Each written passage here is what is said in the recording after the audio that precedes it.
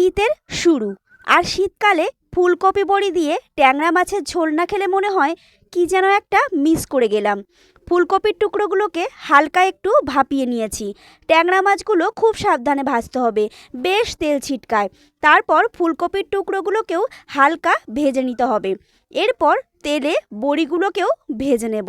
আর একটু তেল দিয়ে তাতে শুকনো লঙ্কা, গোটা জিরে ফোড়ন দিয়ে লম্বা করে কেটে নেওয়া আলু দিয়ে নেড়ে চেড়ে হালকা ভেজে আদা বাটা দিয়ে কষিয়ে টমেটো বাটা আর কাঁচা লঙ্কা দিয়ে আবারও একটু কষে নিয়ে জিরের গুঁড়ো, ধনের গুঁড়ো, মিট মশলা, কাশ্মীরি লঙ্কার গুঁড়ো, লবণ, হলুদ দিয়ে খুব ভালোভাবে কষিয়ে নিয়েছি। গ্রেভি বানানোর জন্য প্রয়োজন মতো জল দিয়েছি। খুব ভালোভাবে ফুটিয়ে নিয়ে আলু সেদ্ধ হয়ে গেলে তাতে ভেজে রাখা বড়ি, মাছ, ফুলকপির টুকরো দিয়ে 5 মিনিট ফুটিয়ে ধনেপাতা কুচি আর গরম মশলা দিয়ে নামিয়ে নিলেই রেডি। চলো আজকের মতো টাটা।